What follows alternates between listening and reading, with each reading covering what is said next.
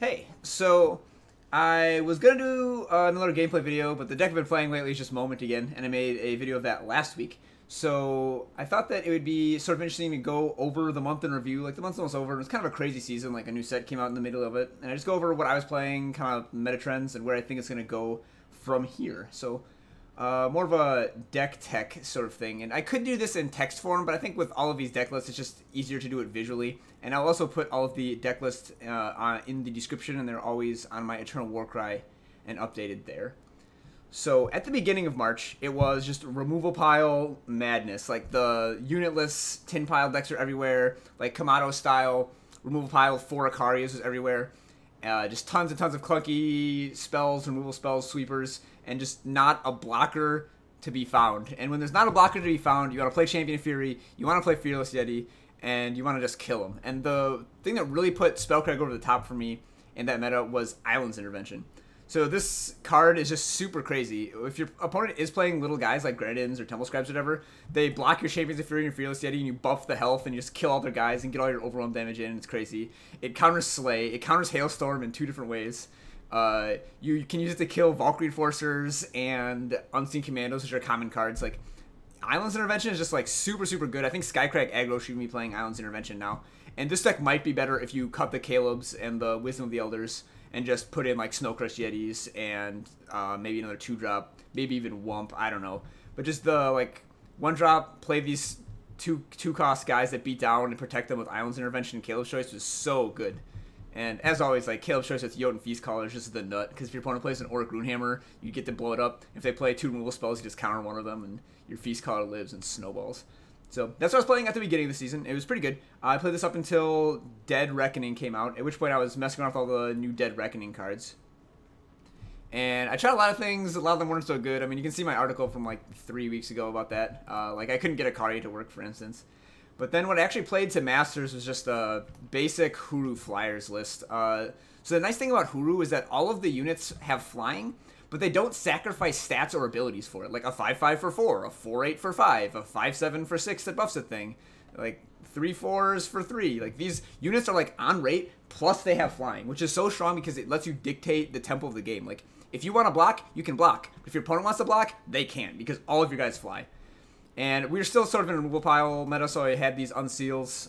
It might be better to cut these now for, like, more Islands choices, or like a couple of Runehammers or something. Like, there's no 4s really. Like, I only have 30 power in this deck that has 6 and 7 drops, but there's only 14 cards that cost more than 3 and only 10 cards that cost more than 4. So you generally don't get into power problems, and like the Seek and the Islands favor give you like slightly higher density. And then with Kothon and Island, you don't really flood. Like, I think this deck is still a strong option, even in a world of In Cold Blood. Like, In Cold Blood only really screws you if you have a second copy of the card in your hand when your guy gets hit. So if you just kind of like try a sequence that they get their In Cold Bloods out before you play your duplicates if possible, like, you should be fine. And I think this deck is still like climb to Masters quality easily.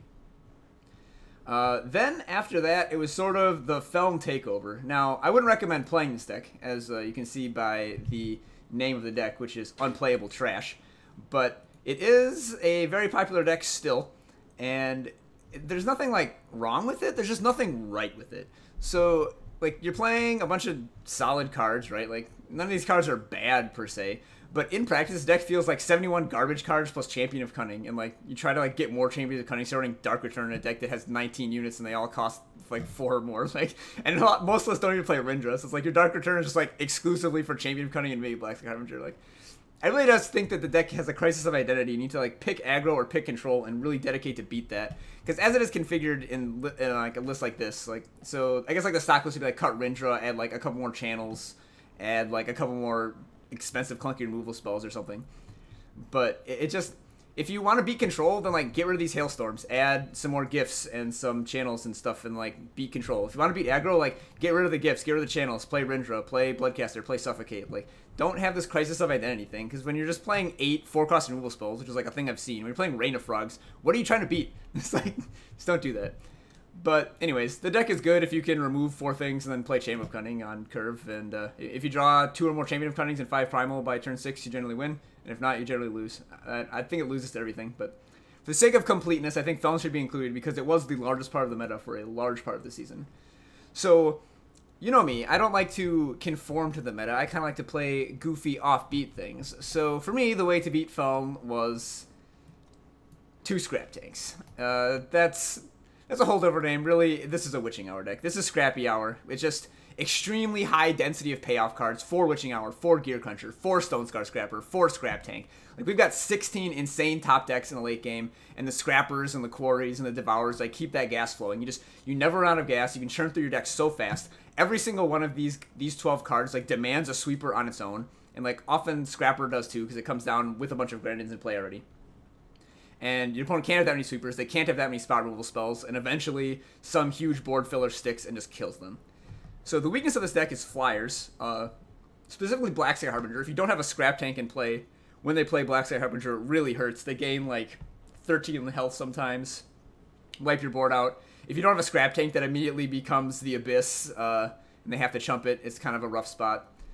There's also a lot more play to this deck than, people kind of recognize it as being like a mid-range control deck. You know, you like the madness stuff. You want to extend the game. But there's a lot of cool little tricks you can do. Like if you draw Grenin Drone in the late game, you hold it until you have a Scrapper. Then at 7, you can Scrapper plus Grenin Drone plus sack the drone in the same turn. So you basically turn your Grenin Drone into a 2-cost Wisdom of the Elders. It's like little tricks like that. The deck is super, super fun. And I think Witching Hour actually is the better version of Grenins. Like this is better than playing garbage like Combustion Cell Caleb. It's better than just playing like more removal spells. Like Witching Hour just kills people. It shores up your biggest weakness to flyers if you can get it out. Like Argenport midrange is a terrible matchup with all of its flyers. Well, better now that they cut Impending Doom for Chrono Trader, but like Argenport was a terrible matchup. And like Witching Hour just fixed that. They weren't quite fast enough to kill you before Hour came down.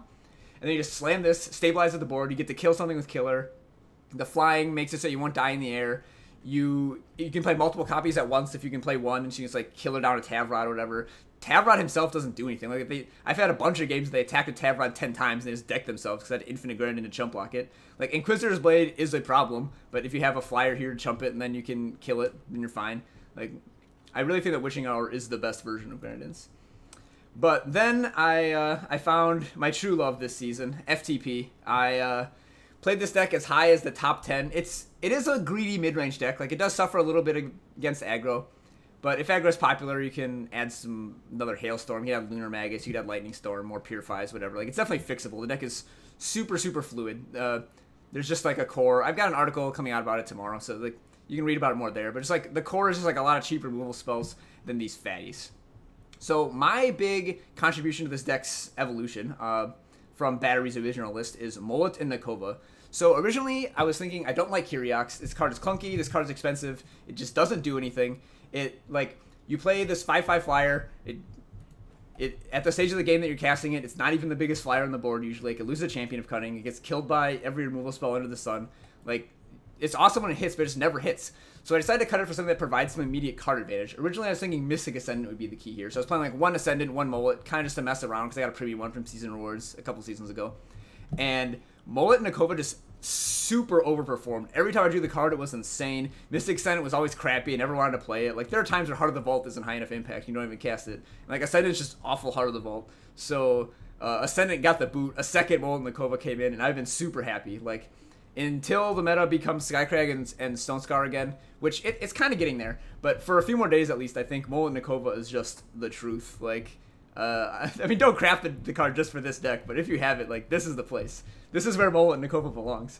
But yeah, I've been having a ton of fun with this deck. Just all kinds of crazy plays. There's all sorts of highlights, like making 20/20 moments, or like momenting as 16/16s and then equivocating one to get a Nova Quake Titan and bouncing the opponent's board, or like equivocate a 12-cost one gets you Spirit of Resistance. At 10 you got a 50/50 to get Scourge or Frost home. Like it's just a super silly card, and all of these are just value grinding machines. There's not many sweepers around anymore, so like Heart of the Vault 2-for-1s, Moment of Creation 2-for-1s, Mullet and Nakova 2-for-1s. You just grind them out. It's so good. And then lastly, where we began and where we're heading again, removal pile. So I was talking to Kamato about this today, and he's not a believer in Sword of the Sky King, but like, come on, I'm Lights Out Ace. I gotta play Sword of the Sky King, right? Like, but Sword of the Sky King does add something to the deck, in my opinion. Like, with In Cold Blood being very popular, your Akarias and your Throne Wardens both get stripped from your deck frequently, and it's nice to have one more big card to rise for that can actually end the game against Felm, or I guess like Xenon could do that too. I haven't seen much of that, but it's just nice to have one extra big win condition. You could add a second Daisho, but I'm not the biggest fan of second Daisho because it just doesn't do anything against time decks. Like, Throw Ward into Daisho is super good against mid-range and control, or aggro and control, but against the mid-range decks, like, 4 isn't enough to kill things. We don't have a way to buff the strength. So, like, if your opponent plays a Sandstorm Titan, you're just kind of stuck, like, Thorn Ward into Daisho, ram both hits of Daisho into it. Just, like, feels really bad. You take damage, you paid 6, it's just awful.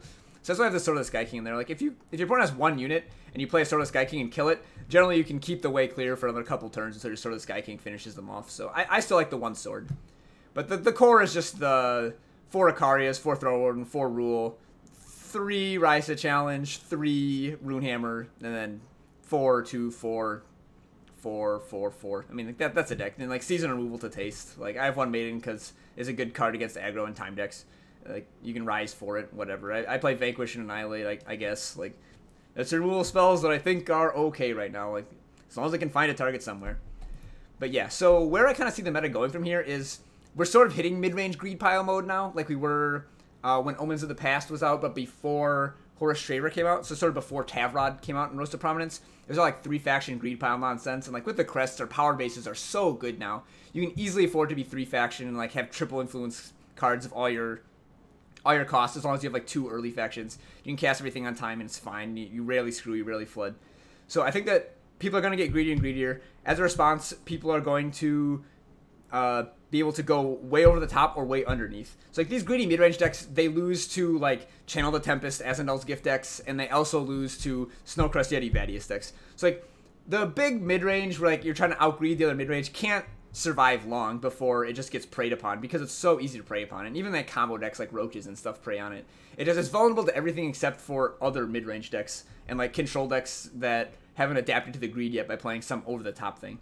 So I think that the way to go is going to be greedy mid-range for the next couple of days, and then it's going to rapidly descend into the hyper aggro and super glacial control again. And I think that removal pile is actually a nice in the middle option where you're just fast enough to kill the big mid-range decks and not quite slow enough to die to the aggro decks. So I think this is a very good place to be.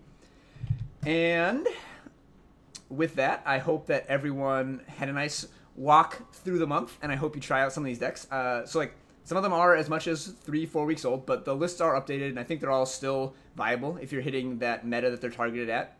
And I hope that everyone will try out some of these, because I think Eternal is more fun when you're trying out stuff. It gets kind of stale if you stick on the same deck all the time. So that's why I like to rotate between all the decks and sort of get the feel for everything. So like, comment, subscribe. Hope to see you around next time. Standard chills, and peace.